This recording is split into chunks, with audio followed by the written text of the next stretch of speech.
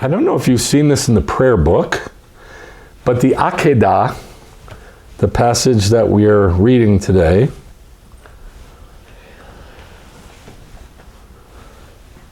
is read every single morning. Every single morning. Throughout the entire year. 365 days a year. The Akedah is read. I don't know if you've seen that in the prayer book, but it's every single day. What does that make it? That makes it the most important passage in Judaism. It's the only one that's read every single day. I mean, we say the Shema, but that's just one line. But we read this whole passage, we're supposed to read it every single day. So the Akedah is the seminal. Do you know what the word seminal means? It's seed. So it's the seed. It's the little seed from which everything grows, is the Akedah. And that's one of the themes that we're going to talk about. We're going to look at 5 different things today. And I'm going to try to keep them as short as possible. And there's 5 things that we're going to look at. And they're all color-coded in the Akedah, in the passage here for you. So there's purple, there's blue, there's, first there's black. There's black, and then there's purple, then there's blue, then there's gold, then there's green. 5 different things that we're going to look at. I'm going to try to make them very crisp and easy to see. Okay? So we're going to read through this. There's a second page. We're going to read through it, and then we're going to pick it apart and look at 5 different things. But please understand, all we're looking at is a grain of dust. Of all the stuff that we could talk about the Akedah, it could go on for weeks talking about just the Akedah. So I'm just going to try to break it down into 5 little bite-sized chunks. Now it came about after these things that God tested Abraham and said to him, Abraham, and he said, Hineni, here am I. Then he said, take now your son, your only son, whom you love, Isaac, and go to you. Lech lecha. Now, I have to tell you, I never saw this till this morning. I never saw that Lech lecha was in the Akedah until this morning, right before the service. And so I added it in here. Remember, the last week in Lech lecha, Abraham was told to go inside of himself to see what? To see the kingdom, the land. The land, it's always the land. And then Shalach lecha, Numbers, Moses is told, send man to yourself to the land. Well, here it is again. He says, go to you, Lech lecha, what does it say? To the land. And again, this is not normal Hebrew. This is not normal at all. It's supposed to say, there's several different ways to say go or walk or leave, but it doesn't. It says Lech lecha. All right, so he says, take now your son, your only son whom you love, Isaac, and go to you to the land of Moriah, and offer him there as a burnt offering on one of the mountains of which I will tell you. So Abraham got up early in the morning to kill his son. He gets up early in the morning to run to do this. And set out, and he went to the place, Hamakom, of which God had told him. On the 3rd day, Abraham raised his eyes, that's prophetic, and saw Hamakom, the place, from a distance. Now, the name of the Torah portion, what does it say? Appeared. The title of the Torah portion. Vayera, which means and appeared. Because the first thing that happens in this Torah portion is God appeared to Abraham. And Abraham runs out and greets him and offers him, feeds him milk and meat together. The rabbis argue about that. Some say, yeah, it was milk and meat together. And some say, no, it wasn't. So he fed him milk and meat, and he said, what are you here to do? I'm here to destroy Sodom and Amorah. And so he starts praying for Sodom and Amorah. And it starts out with Vayera, and he appeared, but it's from the word to see. To see. So that's why we're looking at 5 different things that Abraham saw. What did he see? That's what this Torah portion is all about. It's all about sight or seeing. So that's why I stopped here. Hamakom, of which God had told him, on the third day he raised his eyes and he saw Hamakom, the place, from a distance. Then Abraham said to his young men, you stay here with the donkey, and I and the boy will go over there, and we will worship, and I'll come back alone because he'll be dead. Now these words, I and the boy will go over there, and we will worship and return to you, is what the whole Torah portion is about, which is he saw the resurrection. Isaac literally was resurrected, or at least in picture form. Might have happened for real. We don't know. But this is all about resurrection. That he says, I'm going to kill my son, but he's going to come back with me. So therefore, he's got to be resurrected. That's what this whole passage is about. That's what makes this passage make sense. Isaac spoke to his father Abraham and said, look, the fire and the wood, but where's the lamb for a burnt offering? And Abraham said, God will see himself the lamb for the burnt offering, my son. And I showed you in the Hebrew, that's what it says. Then they came to Hamakom, of which God had told him, and Abraham built the altar and bound Akedah, that's the word bound, his son Isaac, and laid him on the altar on top of the wood. And Abraham reached out with his hand, took the knife to slaughter his son, but the angel of the Lord called to him from heaven and said, Abraham, Abraham. And he said, here I am, hineni. And he said, do not reach out your hand against the boy and don't do anything to him. For now I know that you fear God, since you have not withheld your son, your only son, from me. Now this is the second time he said the phrase, your only son. Yes? It's in purple. Then Abraham raised his eyes and looked, and behold, after him, after him was a ram caught in the thicket by its horns. And Abraham went and took the ram and offered it up as an olah in place of his son. And Abraham named Hamakom, the Lord will see, Adonai Yireh. Now they came up with a song years ago, I think it was in the 90s, maybe even the 80s. Jehovah Jireh, my provider, because it rhymed. Yeah. It's just such bad Hebrew. This is what they were saying. Yehovah Yireh. Yireh means to see. It's from the same verb as Vayera. And he lifted up his eyes and saw. What? He lifted up his eyes and provided? Why is it he appeared to Abraham? Why isn't it he provided himself in Abraham's eyes or something? It makes no sense to use the word provide for Yireh. It just doesn't make sense. So it's Yehovah or Adonai Yireh, which means to see. It literally means to see. The Lord will see. As it is said to this day, all throughout Jewish history, on the mountain of the Lord, it will be seen. So my question is, what will be seen? That's all it says is it. Yes? It just says it. It will be seen. Okay, goody. What will be seen? That's what we're going to look at. The 5 things that will be seen, or he saw.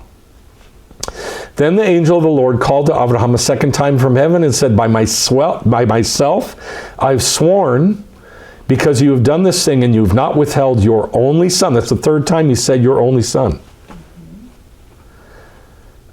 Indeed, I will greatly bless you, and I will greatly multiply your seed.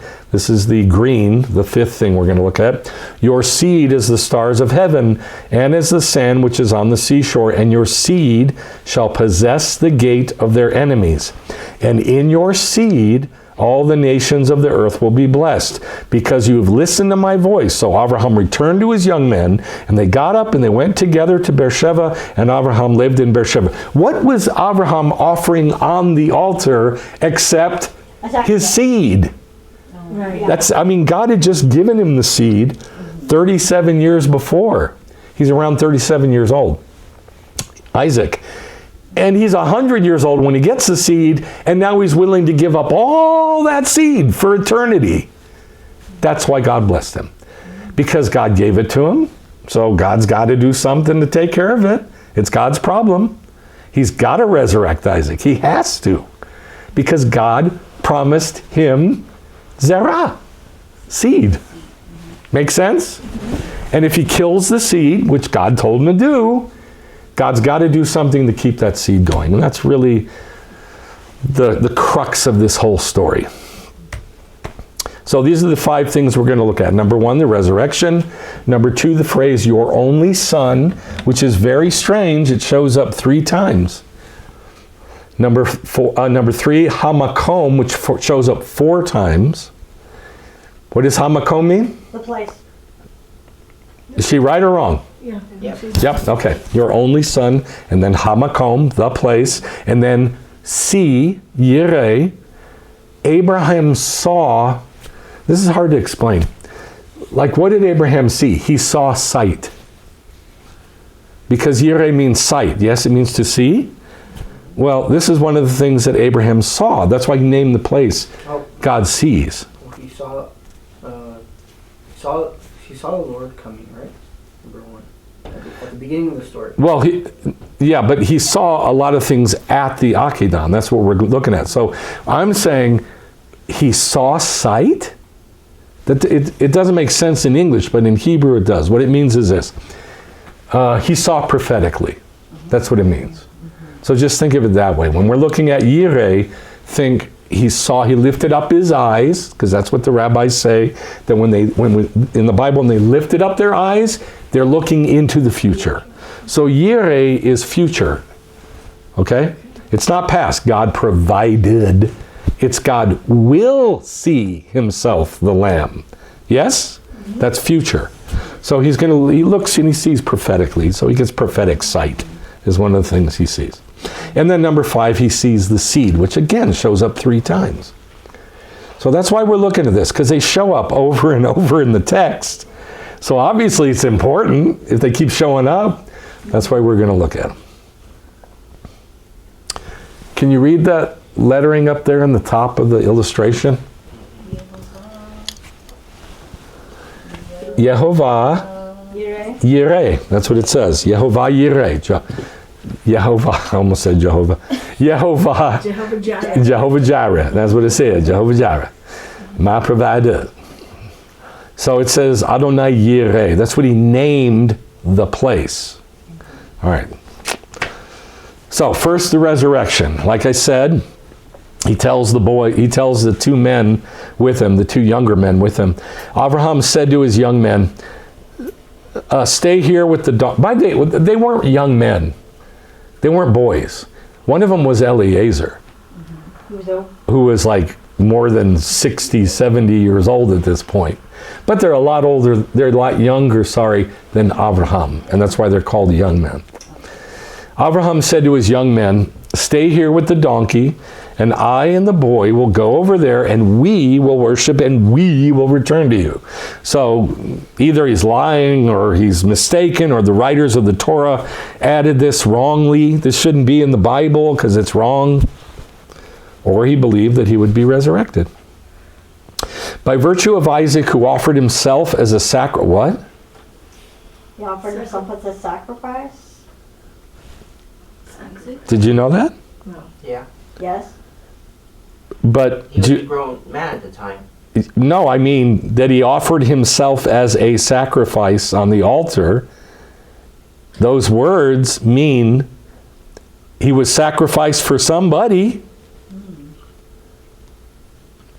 That when Jews read this, it catches our eye and we're like, what? A sacrifice is done for someone. Like in place, like when we brought a sacrifice to the temple, why did we bring a sacrifice? Is it about the goat or the lamb or the ram or the sheep? Or No. Is it about them, the animal? No, it's us. So he represents somebody else? Isaac does? Okay, I want you to start thinking like this, because this is what this is about. By virtue of Isaac, who offered himself as a sacrifice on the altar, the Holy One will resurrect the dead in the future. Because of Isaac's sacrifice, God will resurrect the dead in the future. What does that mean? As it is said, to hear the groaning of him who is bound, him who is bound. What is that word? Akedah. So they're keying off that word in Psalms. To hear the groaning of him who is bound, to open up release for the offspring or seed appointed to death.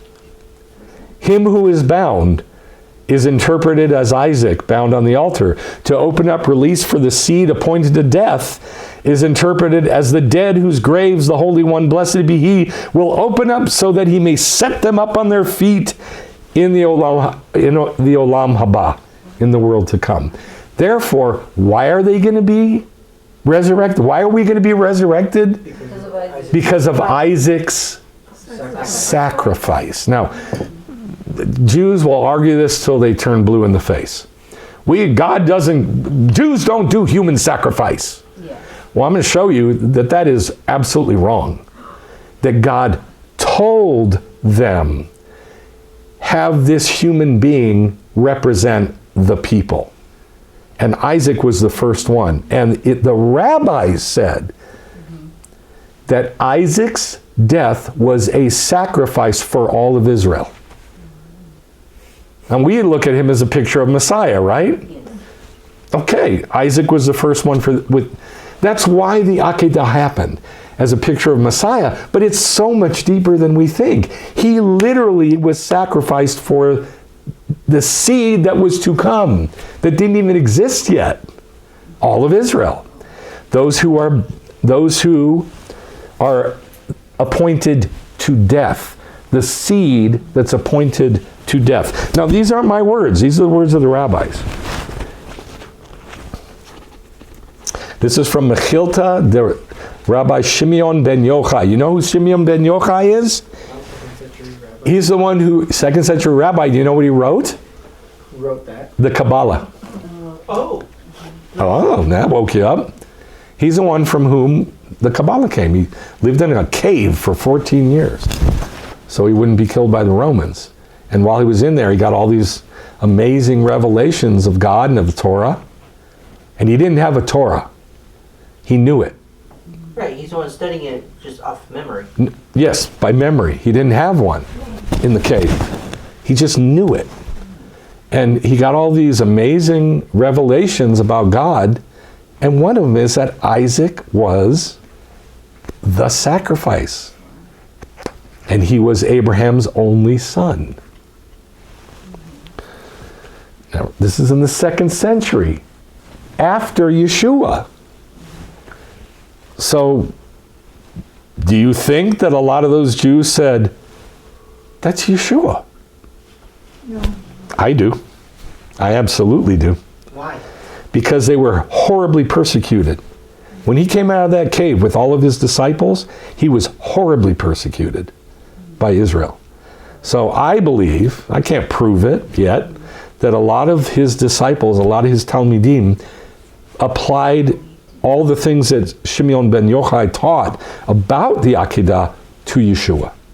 It was a simple connection. This is the first time you're hearing about it. It's not such a simple connection, but they lived with it. They talked about it a lot. Rabbi Judah said, when the knife reached his neck, Isaac's soul fled and left his body. What does that mean? He died. But when the Lord caused his voice to be heard from between the cherubim, saying, do not stretch out your hand against the boy, and don't do anything to him, his soul returned to his body, and Isaac stood up on his feet. Therefore he was resurrected.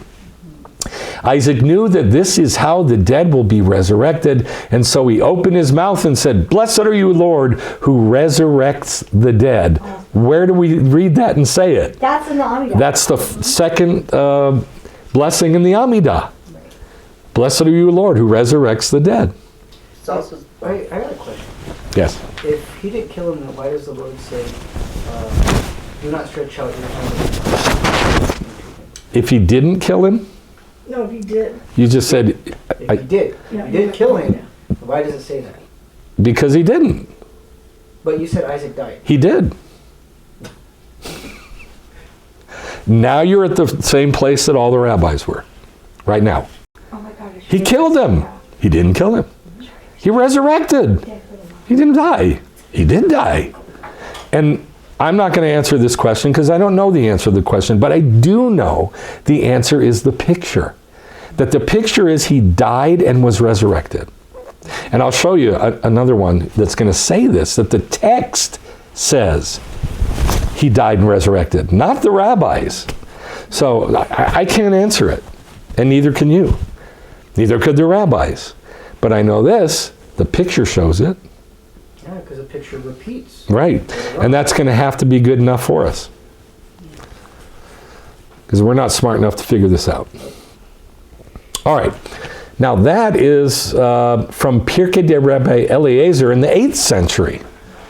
Now it's like at the end of the Torah, the Tanakh, the Talmudic period. Now the next one. Noticing that Isaac is not mentioned when they return back from the Akedah.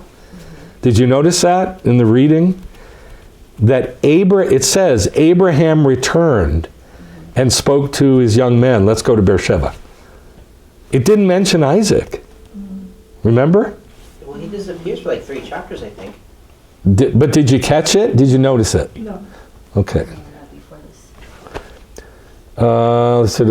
And in your seed all the nations of the earth will be blessed because you've listened to my voice. So Abraham returned. It doesn't say Abraham and Isaac. But Abraham said, I and the boy are going to return. But it doesn't mention him. So because it doesn't mention him, noticing that Isaac is not mentioned on the return, it says this, and Abraham returned to the youths, those that accompanied him to Moriah. And where was Isaac? Well, Rabbi Eliezer ben Patat said, even though Isaac did not die, where'd it go? Oh, there it is. The text regards it as if he did die, and his ashes were sprinkled over the altar. Do you understand what he's saying? He's saying the text clearly says he died, and he was burned. So Abraham is starting to set Shiva or something? I don't know. I don't lose what I'm saying here. He's not saying the rabbi said he died.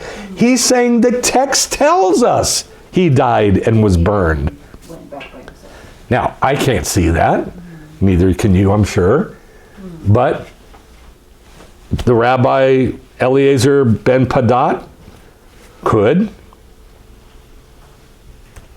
And this is from the 13th century, the 1200s, now the time of Rashi, Maimonides. Do you see what I'm saying here? The rabbis are struggling with this and trying to figure it out. And even to the 13th century, they're like, oh, wow, the text says it. Not the rabbis, the text. You don't look like it's such a big deal. This is a huge, huge, huge deal. What this is saying is that Isaac is the sacrifice for Israel. And he was killed, and he was burned up, and he was resurrected. Wow. Now, whether it's true or not is not really the issue. It's irrelevant. What is relevant is the picture. And that all of Israel knew this picture. That's what's relevant. Yes? Did it say what sacrifice Isaac was? Because, like, I know with Yeshua... Yeah, it says, an olah. It says it twice. I'm going to go to the land of Moriah and offer your son as an olah, a burnt offering. That's why it says his ashes were sprinkled on the altar. Ashes were sprinkled. He was burned up as an olah. I know that in Isaiah 53 he's called an asham, a guilt offering. But is that where you were going?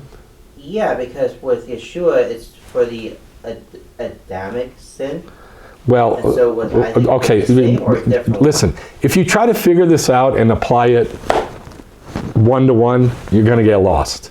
Okay. I did a teaching, I think it was 2 years ago, or a year and a half ago, where we took all 5 sacrifices and showed how the scriptures say Yeshua was each one of the 5. So, in this case, it's the olah. I just want to leave it there just to keep it simple. I think it's simpler that way. All right, so when is the resurrection taught in Judaism? When? Like what festival do we talk about the resurrection? Rosh Hashanah. At Yom Kippur. No. Rosh Hashanah. Rosh Hashanah. What are the 5 themes of Rosh Hashanah? The king. Coming of the kingdom. No. Blowing of Shofar. for Redemption. Resurrection. the very first thing on Rosh Hashanah. It's talked about the blowing of the show. In fact, it's called Yom HaTeruah, the day of the awakening blast. So this is when resurrection is taught, is Rosh Hashanah, yeah? Mm-hmm. Okay. What festival has this Torah portion of the Akedah as its Torah portion? Just take a guess. Rosh Hashanah. Rosh Hashanah. Yeah. Rosh Hashanah. What festival teaches the resurrection? Rosh Hashanah. So what Torah portion will be taught on Rosh Hashanah? The Akedah.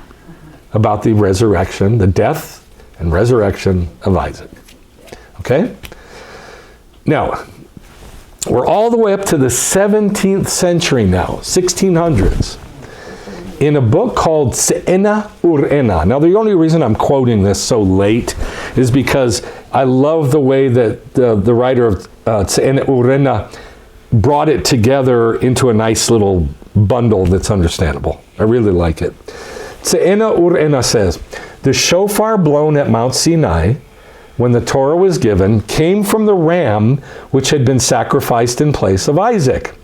The left horn was blown for the shofar at Mount Sinai, and its right horn will be blown to signal the coming of Mashiach, or the resurrection, right? Now, it says, it was asked, was not the ram burnt as a burnt offering together with its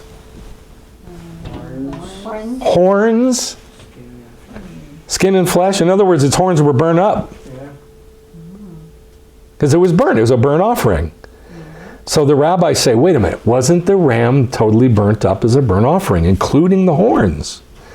How could this be the source of the shofar that was blown on Mount Sinai and the one to come at Rosh Hashanah? The answer is that God created a new ram out of the ashes. What is that?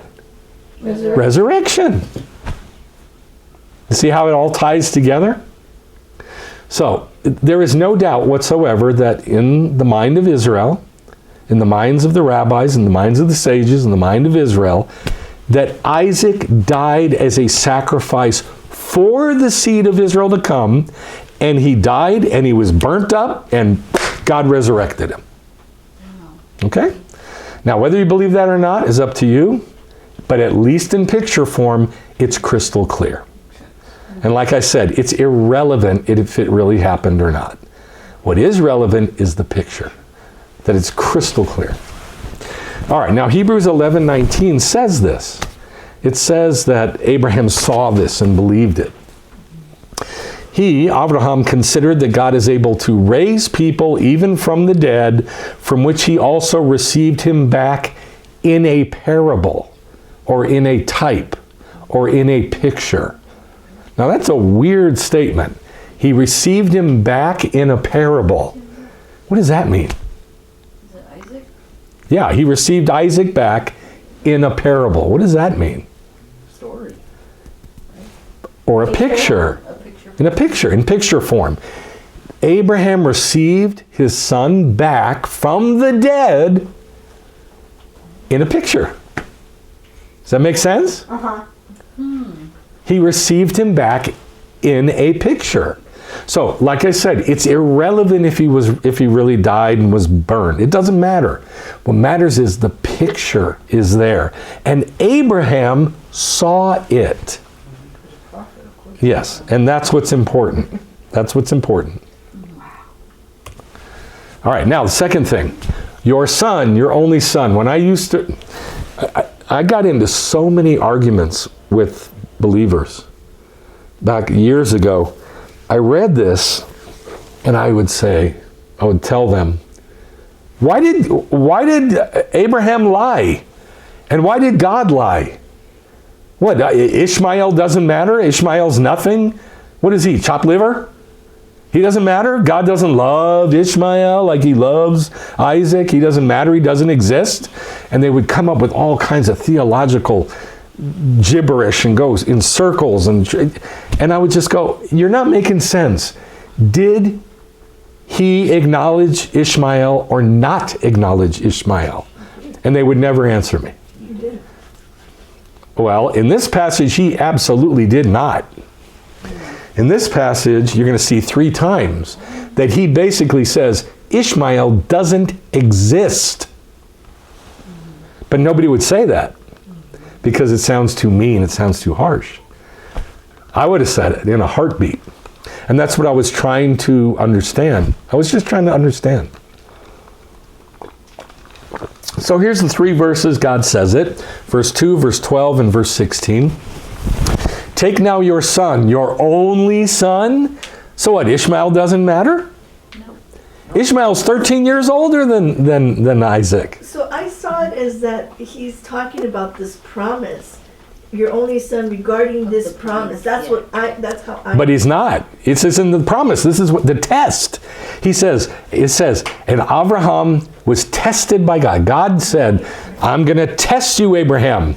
Take your son, your only son, and go to Moriah, the land I'll show you, the mountain I'll show you, etc., and kill him. Right, but it wouldn't make sense to use Ishmael because Ishmael was not the son of promise. It doesn't make sense for him to say your only son. I took it. It made sense to me in the sense that I'm reading it in context with this promise of a nation, because he did promise Ishmael to be a different nation. Yeah, but there is no promise. He's telling him, kill the promise. Take everything I promised you and throw it away and kill it. Right, but that's Okay. what I'm saying. It makes sense to me But because but here's the thing. It only makes sense to you because of where you're coming at it from in your life, in your history, in your what you know. But think about it back then. Think about this. He's 100 and I'll say 37 years old. 137 years old. Just at the age of 100, he finally got the seed. God finally gave him what he promised. And now he's telling him to throw it all away and kill it. I would be thinking, what about Ishmael? I've still got Ishmael. can we take him and kill him? Not what I meant, but okay. But hold on. But God says your only son 3 times. And this is what bothers me. And by the way, if you go to a Torah study at a temple or a synagogue, it bothers everybody. All the Jews are bothered by this. God doesn't even acknowledge that Ishmael exists? He did, but even Here, he doesn't. But that Here. wasn't earlier on. Okay, you've got to learn to focus on the passage, just the passage. And when Jews read the passage, they pull all the words apart, even the letters apart, and we focus on what is really being said here. Well, then So- Ishmael doesn't exist at this point. And that bothers us Jews horribly. Why? He wasn't the son of promise. So what? He's still his son. No, he wasn't. Yeah, he had already Was he- been sent away. But he's also his son. And he's his older son. So where is all his inheritance supposed to go? To Ishmael. No. He's going to bring his son Ishmael back and give it to him.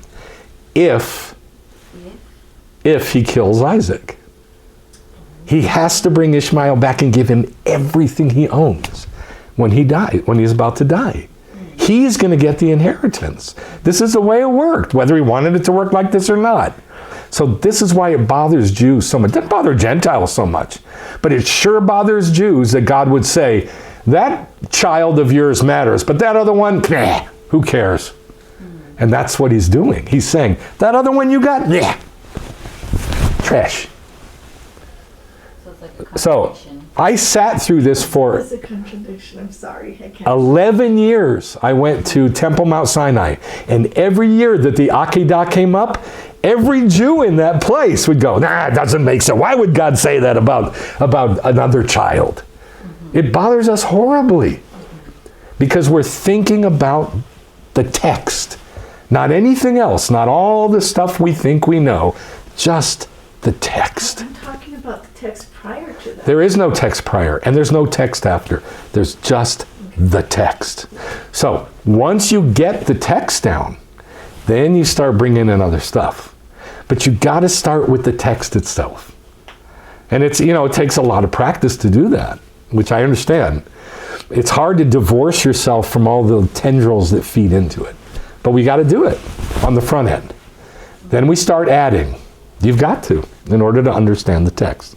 So 3 verses, 2, 12, and 16, God says, "Take now your son, your only son, whom you love, Isaac. You have not withheld your son, your only son, from me." It's crazy. "And you have not withheld your only son." Now, look at how Rashi wrestles with it. "Your son, your only son." Abraham said to him, "Yeah, but I have 2 sons." God said to him, "Your only one." He said to him, "Well, this one is the only son of his mom, and Ishmael is the only son of his mom." And he said to him, "Whom you love." I love them both. And then he says, "Okay, Isaac." I'll be clear. Now this makes sense. This is the way to wrestle with the text. What's really going on here?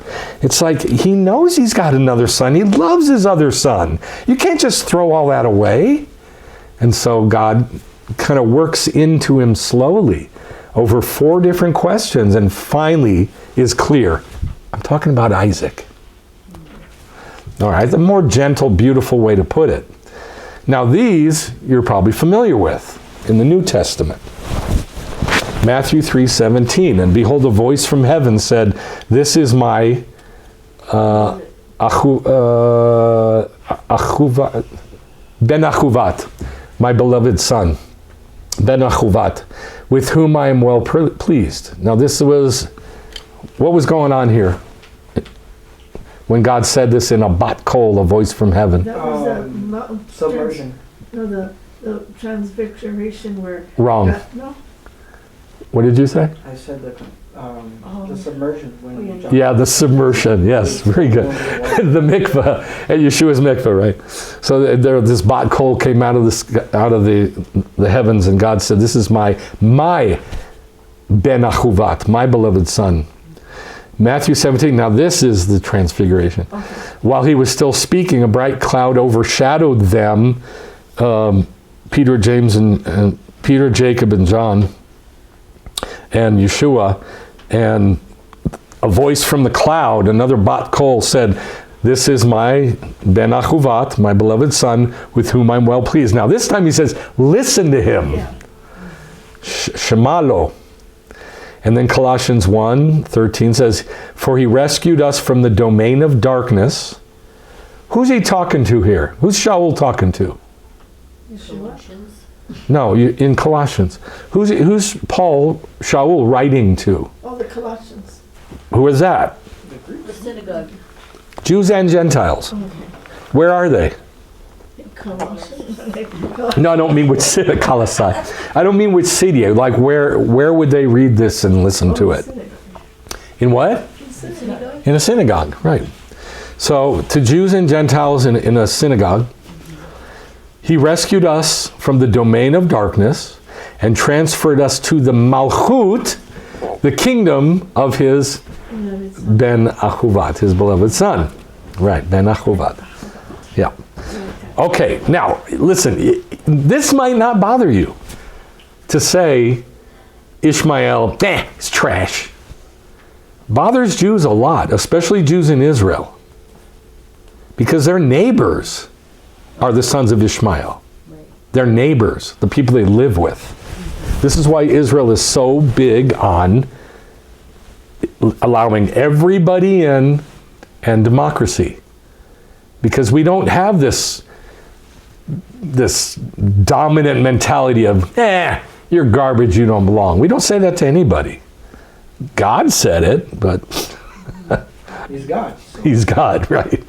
So he says, your son, your only son. So he saw, what did he see? He saw. Who did Abraham see? Or what did Abraham see? The resurrection. Okay, but in this one, Remember looking at the resurrection, now we're looking at the Son. So what did Abraham see? The coming Son of of the God. king. Yeshua. Okay, now this is a phrase, nobody will say it, the Son of God. Churches say this a billion times a day and nobody thinks twice about it. Yeah. This phrase used to drive me crazy when I was a young Messianic Jew, because I could never, ever, ever get an answer to this question. And I'll show you the question in a minute. This is a Jewish phrase, Son of God. It's not a Christian phrase, it's a Jewish phrase. Nobody told me this back then. So in Mark 12, I want to read this parable, which is about the beloved son. A beloved son, a ben achuvat.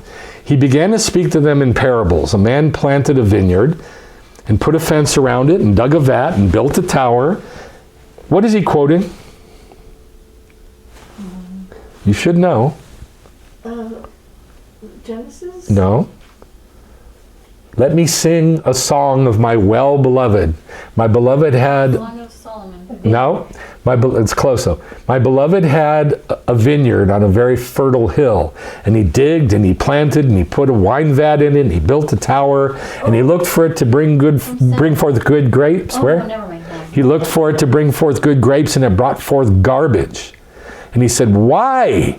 Why have you brought forth garbage? I did everything for you. Now I got to get rid of you and give you out to other vine growers." Isaiah chapter 5, verses 1 through 15. It's a long parable, long song. And this is what Yeshua is quoting. "And leased it out to vine growers and went on a journey, and at the harvest he sent the slaves to the vine growers in order to receive the produce of the vineyard from the vine growers. And they took him and they beat him and they sent him away empty-handed."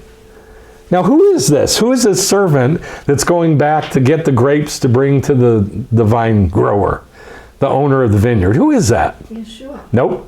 The prophets. Eliezer? Say it again. The prophets. That's it. The prophets. Lots of them. He's going to say that here.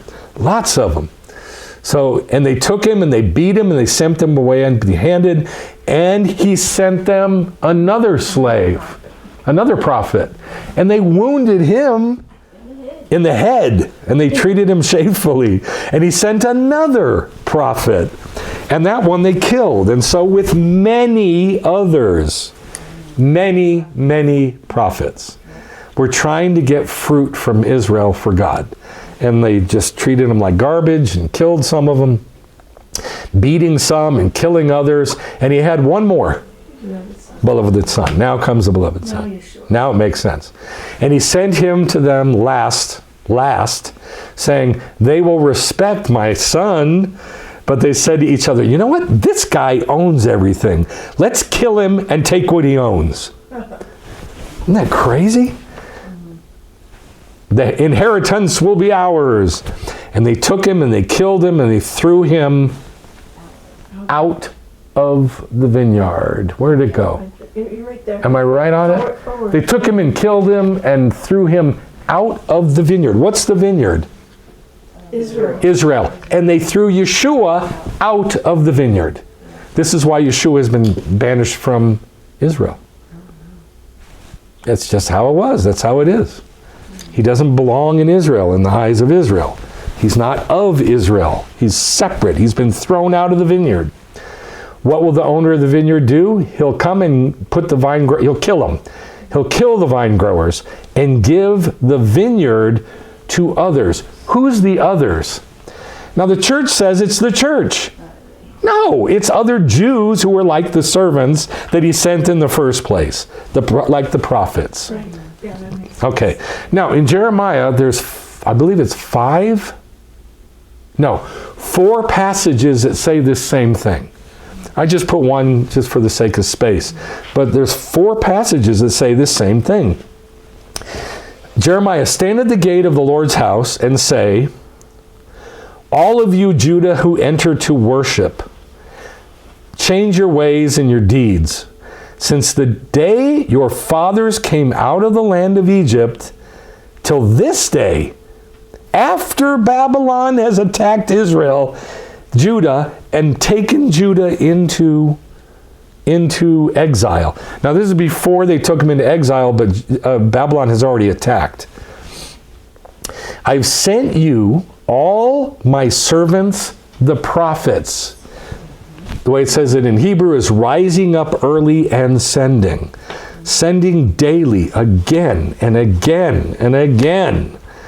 Yet they did not listen to me, but stiffened their neck, and they did more evil than their fathers. All right, so here Yeshua is called the Ben Achuvat, the beloved son. But he's the last one. Isaac was the first, Yeshua is the last. Isaac is a perfect picture of Yeshua because he was killed and then resurrected. He's the beloved son, which means this. All of this means this. It's got to say in Judaism that there's a son of God. And this is a phrase that no Jew will touch. This is what I'd say 98% of rabbis say. The reason we don't believe in Christianity, which is a disgusting phrase, the reason we don't believe in the Yeshu, that's what they call him, Yeshu, not Yeshua. Because they're quoting, they don't know that they're quoting Isaiah. It is because you think he's the Son of God. We don't. There is no Son of God. Okay, but that's not how it was in the first century. There was a Son of God in Jewish doctrine. Okay? So here's the phrase I would read, the verse I would read that would drive me crazy. So then I drive all the Messianic Jews crazy with my questions, and nobody could answer me. I read this in Matthew 16. In Matthew 26. It's this one. We'll read Matthew 16 first. Shimon Peter, or Kepha, that's how you say Peter in Hebrew, Kepha. That's the name Caiaphas. Caiaphas is Latinized, Greekicized. That's the same name, Kepha, Caiaphas. Shimon Kepha said, "You are the Messiah, the Son of the living God, the Son of El Chai." All right? Okay, Peter, he's a Christian, he believes in Christ, calls Christ the Son of the living God. Oh, yay, praise God, thank you for Christianity. Now, that's how it was said to me. And so I was like, well, I don't want that. Who cares? Who cares about what Peter said? I want, like, what does the scripture say? So then I read this in Matthew 26, and I was like, whoa, what does that mean? Yeshua kept silent. So he's in a trial. He's beaten to shreds. And the high priest, Caiaphas, I'm not saying he's Peter, I'm saying they got the same name. Kepha said to him, "I place you under oath by El Chai." There's El Chai again. "To tell us whether you are the Messiah, the Son of God." Why would the high priest say the Messiah, the Son of God, unless it was Jewish doctrine that the Messiah was the Son of God? What's he doing? Saying, oh, well, these are your words as a Christian. I mean, it makes zero sense, and nobody could explain this to me. All I knew was it has to be Jewish doctrine that the Messiah is the same as the Son of God, which is the Ben Achuvat of the Akedah. That's the first time it shows up. Your beloved son. First time it shows, and it shows up 3 times. Now do you see why this drives Jews crazy? The beloved son, the beloved son. Why does it say that? There's so much more to this than we imagine. Okay, so this is going to freak you out. These 3, there's actually 4 verses, but I ran out of room. The 4th is Daniel chapter 7. The end of Daniel chapter 7, when it says that the Son of Man was presented to God, and he was given a kingdom. Okay? I just ran out of room. But these 4 passages talking about the Son of God are quoted in, want to take a guess? What Jewish book? Isaiah. No, like Jewish writings by the sages. Talmud? Kabbalah. That's right. In the Kabbalah, it quotes these 4 passages about God's nature, and it talks about the Son of God. That's about as Jewish doctrine as you can get, I think. Would you agree or no? Yep. Psalm 2. You are my son. Today I have begotten you, given birth to you. Serve the Lord with reverence. Rejoice with trembling. Kiss the Son. And it is the word kiss. Kiss the Son, that he not be angry and you perish in the derech. I've often wondered about that. Well, the Jews, at least ancient Jews, said God has a son. And it's the Messiah. Proverbs 30, I love this verse. Who has ascended into heaven and descended? Now, just that. Okay, say you're in the 1st century and Yeshua hasn't died and resurrected yet, and you read that. Who has ascended into heaven? What would you say? Isaac. Isaac, okay. I was thinking Eliyahu? Moses too. Eliyahu. Yeah. How about Moses? When he went up to heaven to receive the 10 words, right? On Mount Sinai. How about Abraham? When he saw beyond the heavens into the kingdom, the rabbis say he ascended into the highest heights to see. Where God says he took him outside? Yes, where God says, I'm going to take you outside and show you the heavens, okay? The rabbis say he ascended to heaven. And there's others too. Okay? Enoch, yeah. So, who has ascended into heaven and descended? Now, of all those, say that again. Only Moshe. Exactly. Only Moshe descended back. Okay. Well, Abraham did because it was a vision. But only Moshe literally ascended to heaven and then came back down. Okay? So that's what you'd think. Who has ascended into heaven and descended? Okay, let's add something to it. Who's gathered the wind in his fist? Well, certainly no human. Yeah. Who has established all the ends of the earth? Certainly no human. What's his name? Yehovah. And his son's name. Wow. Yeah. Love this passage. Isn't that cool? So God has a son. God has a son. And this the rabbis saw as the Messiah. Isaiah 48. Now, this doesn't mention the son. This is about Koresh, or Cyrus. It starts out talking about Cyrus, but it ends up talking about the Messiah. I have called him. I have brought him. He will make his way successful.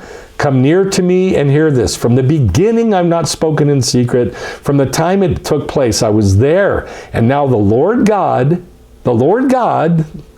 has sent me and his Spirit. Now, remember, where was this quoted? Where did I tell you this was? These 4 passages? In the Kabbalah. In the Kabbalah. In the Kabbalah. Yes? They quote this about the nature of God. God has sent me, the Messiah, and his Holy Spirit. All right? So that's why that's there. God has a son. There's no doubt about it. So this answers the question as to why Caiaphas, or Kepha, said, tell me the truth. Just tell me the truth. Are you the Messiah, the Ben Elohim? The Ben El Chai, the Son of the living God. Now does it make sense? Okay. But I was. All right, I was so close. This close to a clean getaway. Why'd they bury it then? If it's clear in Jewish doctrine, why bury it? Because they don't. Oh, wait. This is why. And they took. They threw him out of the vineyard. And that's why They rejected him. He's the. That's why this message was rejected. Let's not say they rejected him. Okay. Because Because it says there were more than 1 million Messianic Jews in the first century. And many, many, many priests, thousands of priests believed in Yeshua. So why was this message rejected?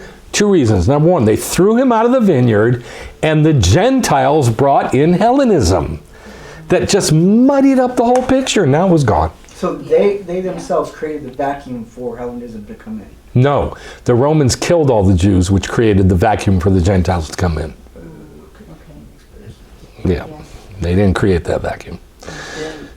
Did you tell us that there's this rabbi who wrote the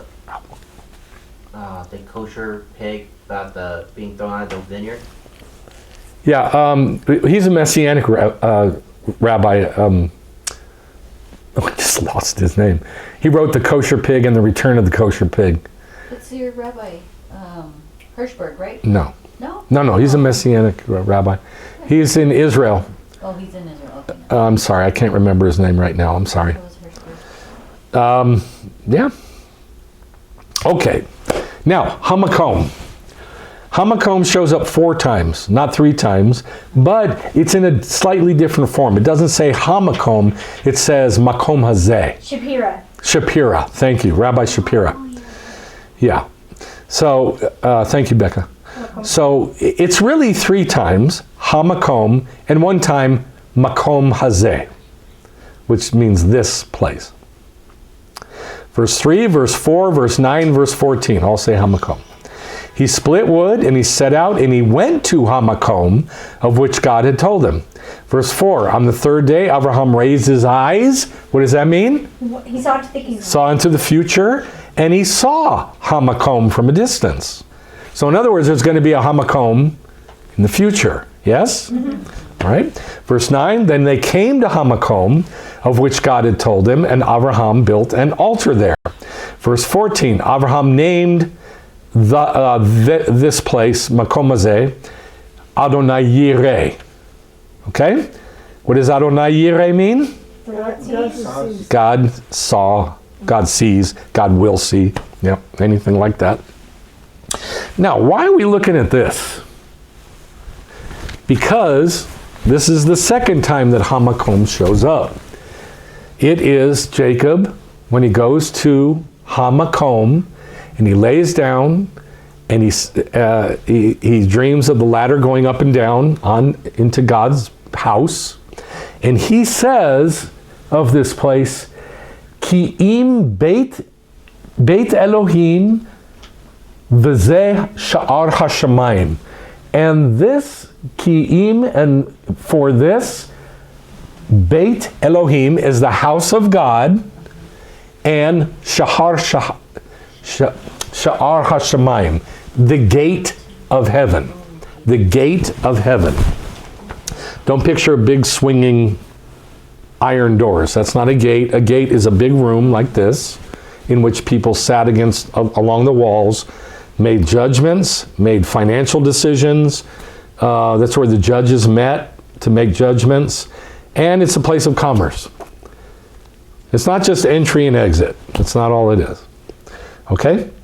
Now, Jacob calls this place where he saw the house of God, he says, I didn't know that this was the house of God. That's what he says. So we'll read some of it. Genesis 28. Jacob departed from Beersheba, and he went toward Haran, and he happened on Hamakom. What does Hamakom mean? The place. The place. And he spent the night there, and he laid down in Hamakom. Why does it repeat it? All he had to do is say, and he laid down. But it says he laid down in Hamakom. Because the place is significant. Right? It is. It's significant. Then Jacob awoke from his sleep and said, the Lord is certainly in Hamakom, in the place, and said, how awesome is Hamakom, this place, the place. For this is the Beit El, the house of God, and this is the gate of heaven. And that's why the Hamakom is significant, because it is the house of God and the gate of heaven. Yes. And this stone, which I have set up as a memorial stone, will be God's house. Now, that very location of that stone that he set up, that metzavah, that standing stone, that was the site of the Holy of Holies in the temple. Now, we know that this was the site of the temple because it says it in 2 Chronicles 3:1. Solomon undertook to build the house of the Lord in Jerusalem on Mount Moriah, where he had appeared to his father David. He also appeared to Jacob. He also appeared to Abraham. Yes? So, not only did he see the beloved Son and he saw the resurrection, he also saw the building, the temple of God in the future. Okay? And he saw this, the mountain of the Lord, in the day of the Lord. Isaiah 2, many peoples will come and say, come, let us go up to the mountain of the Lord, which is where? Mount Moriah. Now, there's a verse in Zechariah, chapter 14, that says, and in Micah, both, it says that in that day, the site of the temple, the mountain of the temple will be raised above all the other surrounding areas, and everything else will be flattened into a valley. And the site of Jerusalem will be raised on its site. Yes? Okay, I always wondered where was Beit El. I was always wondering. That's where Beit El is. Okay, so my question to you is, do you think that right there where the Wailing Wall is that really the place, or is it somewhere else? Oh, no, that's it. That's it? Yeah, sure.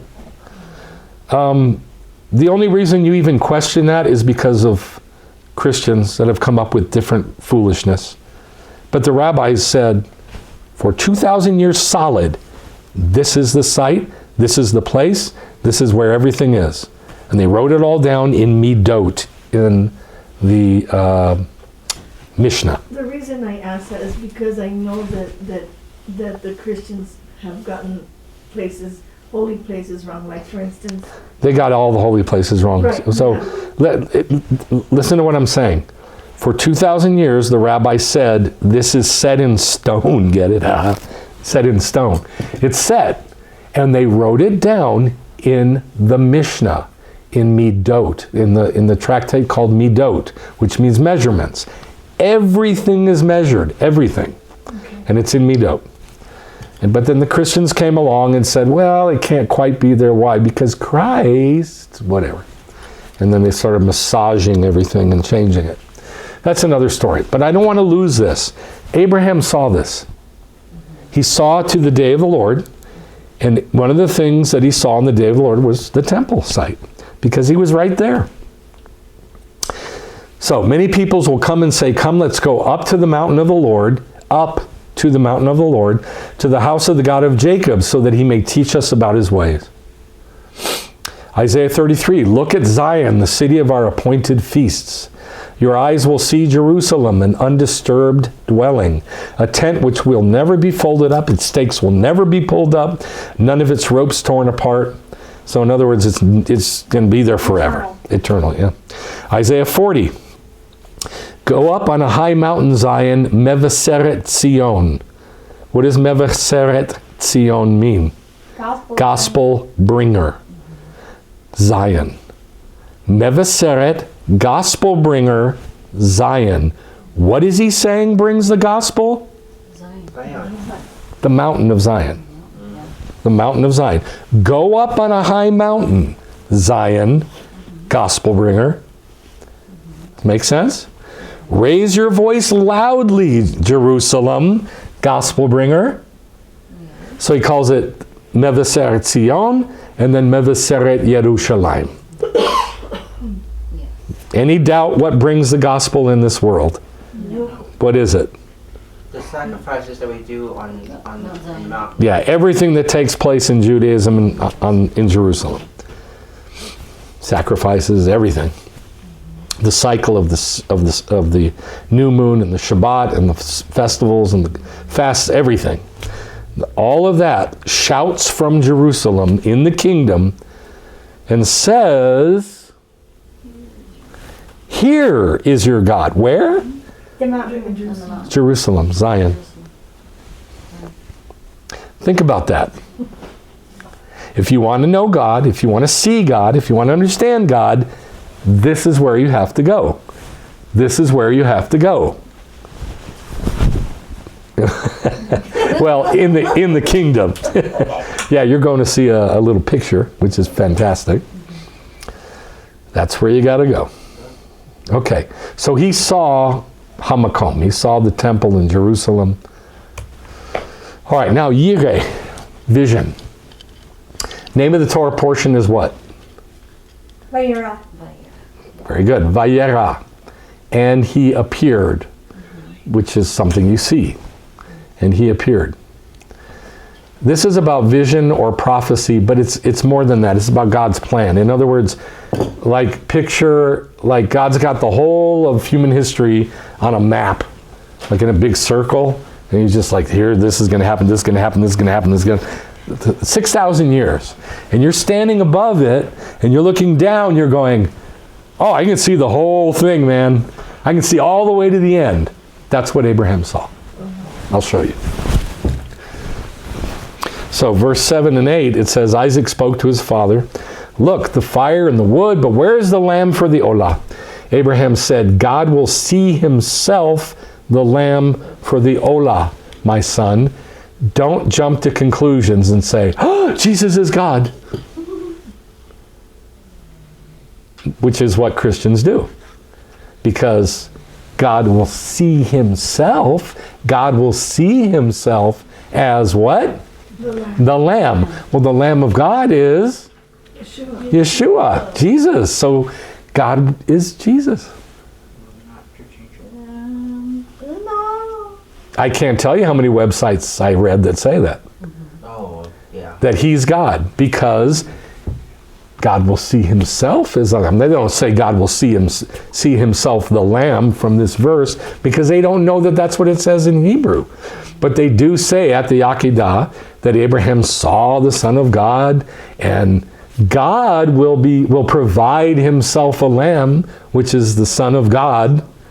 And so therefore, God the Father is God the Son. They're the same person. And so Yeshua, or Jesus, is God. Now, they get a little twisted up.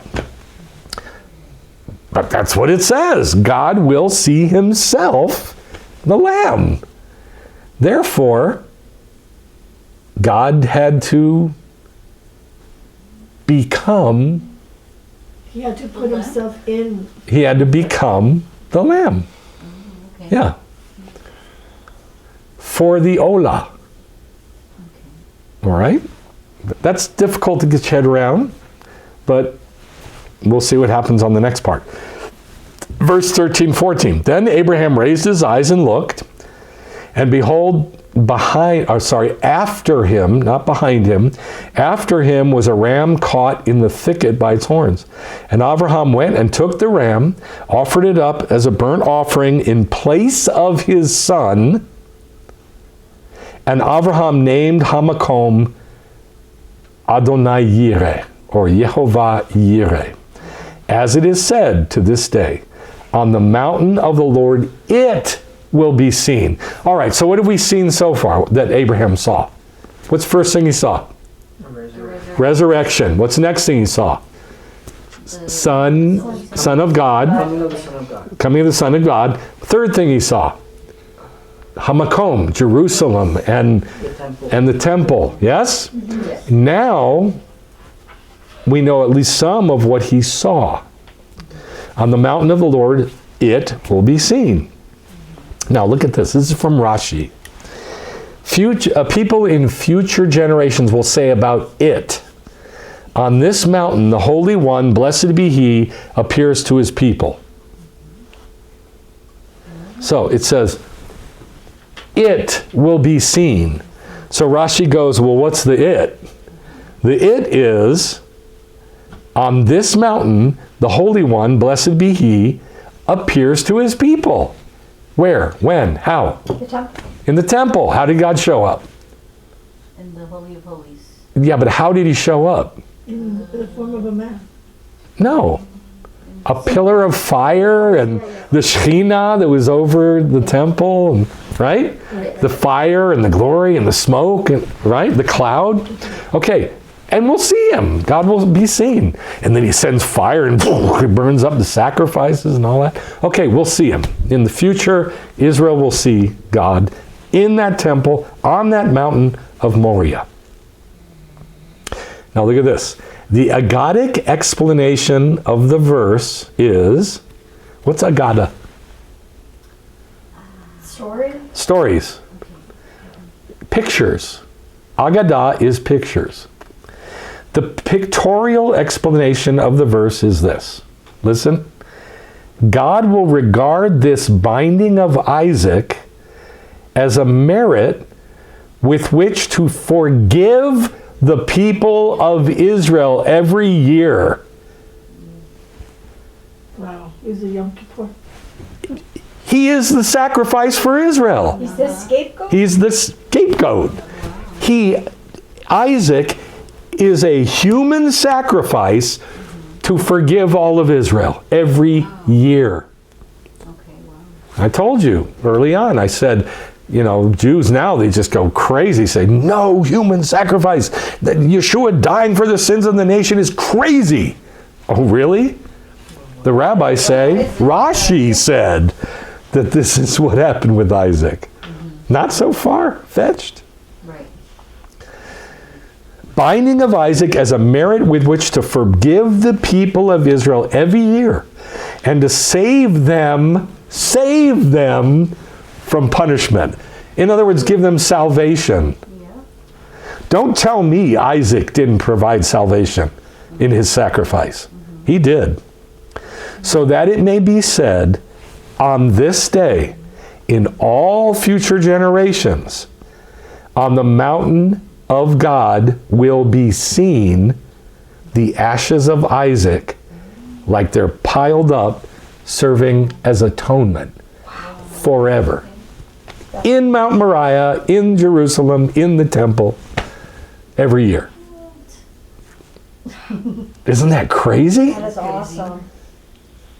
Okay, no doubt. There is no doubt in my mind that in Judaism, all the way up, at least to the time of Rashi, in the 1100s, that Judaism taught that Isaac's death and resurrection provided atonement for Israel. Every single year. Every year. Why is it for some Jews to not be able to see that? That was already asked and answered with your son. He said, why do Jews reject this? Because he was thrown out of the vineyard, number one. Number two, Gentiles brought Hellenism in and just destroyed everything. Blew the pictures all apart and muddied everything up. It's just impossible to see. Now, why some can see it? That's the question. That's the real question. Like, why does God do that and show this to some Jews? I don't know, just grace. Yeah. That's the real question. It is a blessing, but yeah, okay. A miracle that we can even see it. Yes.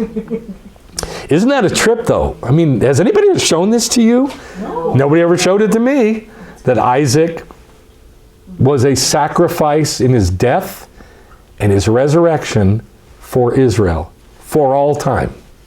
That's what I was curious. And he was not allowed to leave the land ever.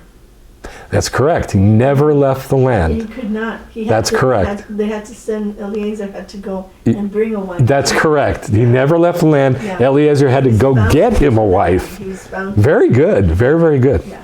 Yep, bound to the land. Beautiful.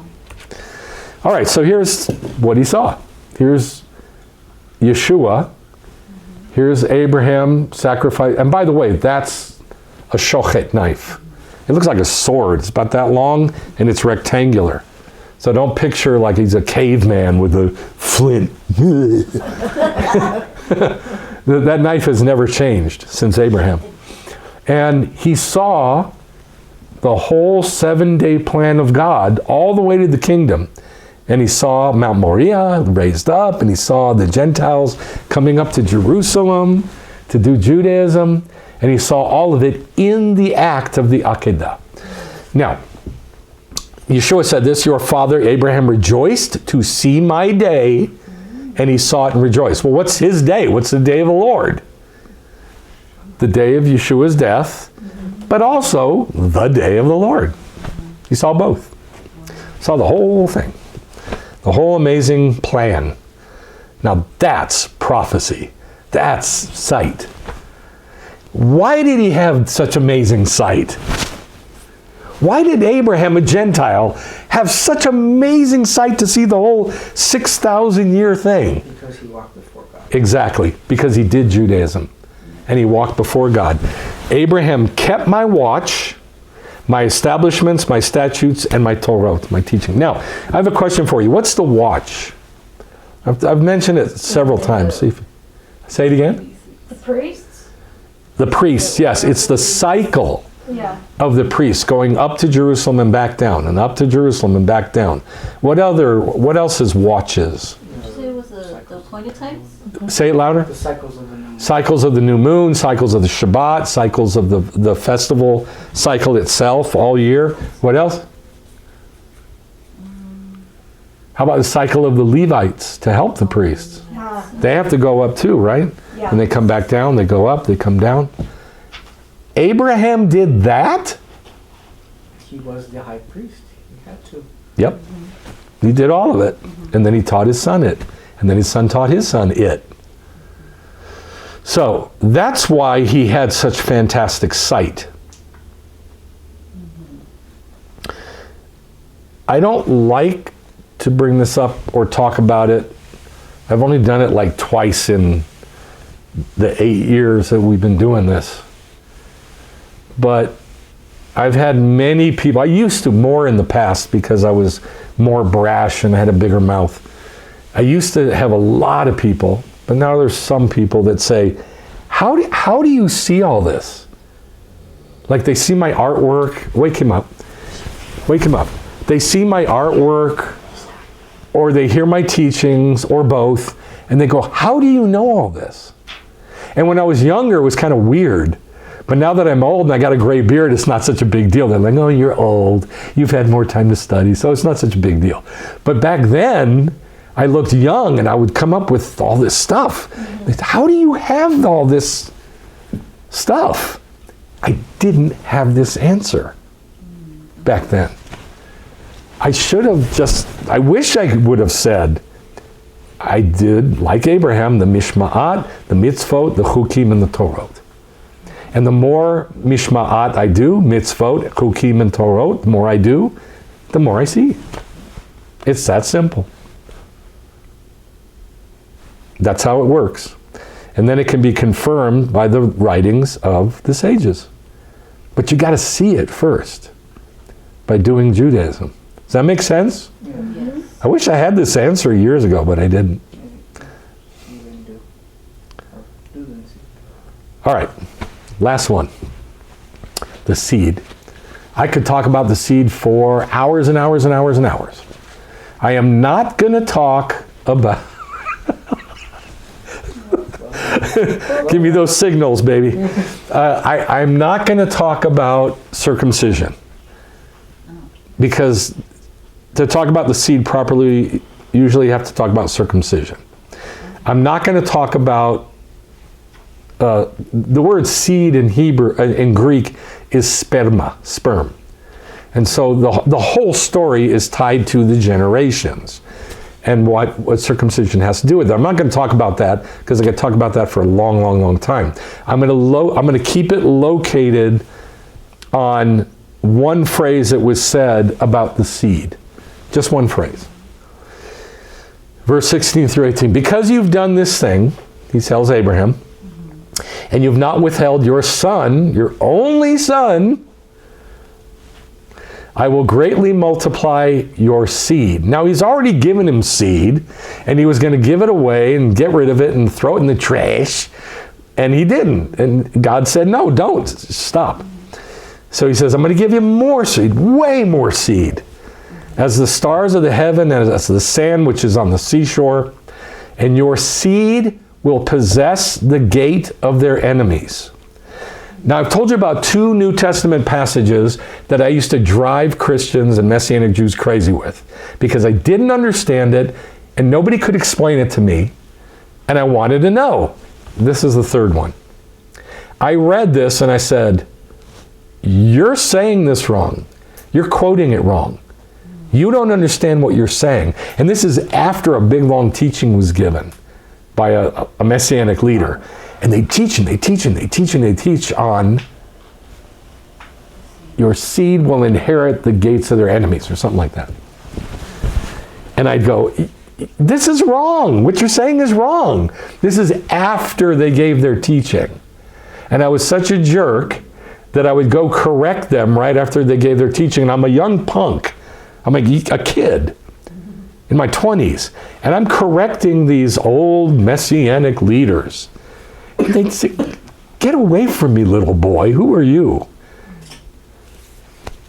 But nobody ever gave me an answer because nobody ever considered what I said. So I'll show you what I said. He says, your seed will possess the gate of their enemies. And in your seed, all the nations of the earth will be blessed because you listen to my voice. Genesis 24:60, in next week's Torah portion, when Eliezer goes to get a bride for Isaac, he goes to Syria, and Rivka's family, Rebecca's family, once they finally say, okay, go. They couldn't get any money out of Eliezer. So they said, nah, just go. This is what they said to her. Our sister, may you become thousands of myriads. Okay, that's cool. And may your seed, they don't care about the seed, inherit the gates of their enemies. How did they know to say that phrase to Isaac's children? This is about Isaac's children. And they don't know Isaac. And they don't know where she's going. Yeah. All they know is Eliezer, who has a master named Avraham, is sending him to get a bride for his son. Maybe, I'm sure he said that his name, Isaac. But they don't know the story about the Akedah, I don't think. Unless the story went north to them. And they heard that God said to him, may your seed possess the gates of their enemies. Maybe they heard that. And they said, oh, we'll say the same thing. Rivka, may your children possess the gate of their enemies. May your seed possess the gate of their enemies. Maybe. Maybe they were prophetic prophets? Maybe they said it prophetically. Yeah. I mean, they would never see Rivka again. They'd never see Rivka again. Well, actually, I think they did. But besides the point, they probably thought they weren't going to. But it's got to be one of those two. Either they heard it because the story traveled, or they spoke it prophetically. Now, I think they spoke it prophetically.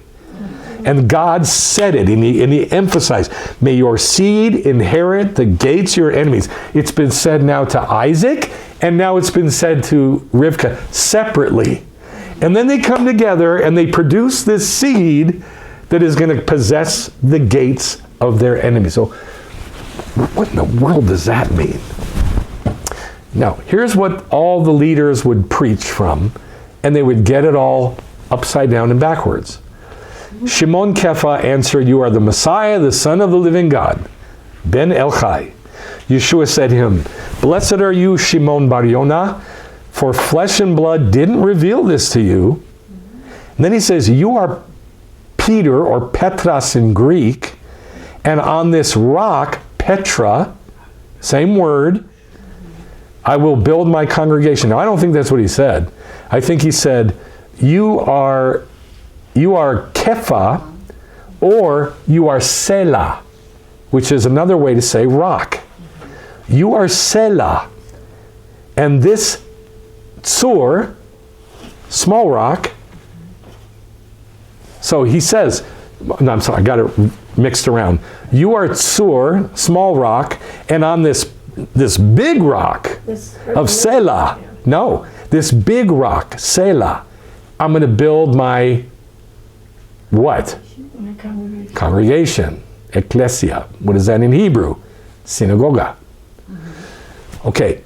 It works okay in Greek, Petros and Petra. but it loses the meaning. Because then it's like, it's this declaration that Yeshua is the Messiah, and everybody believes that and everybody says it. Not what he's saying. It is not what he's saying. He's saying this. After he says that, he says, the gates of hell, and the way they translate it is, will not prevail against us. And I've heard this preached 100 times. The gates of hell will not prevail against us because we know Yeshua is the Messiah, the Son of the living God. Do you see the problem with this or no? Who's doing the attacking? The gates of hell will not prevail against us because we believe thus and such. Who's doing the attacking? Hell? Or the gates of hell? The gates of hell. The gates of hell are doing the attacking? No, because Now, don't say no. This is what people have said, and I've heard it preached 100 times. We won't get hurt because the gates of hell coming against us won't prevail against us. Wait, what? That's what they say. Because it was translated, will not prevail. It doesn't say will not prevail. What it says is, be strong against it. That's all it says. The gates of hell will not be strong against it. Against what? Petra.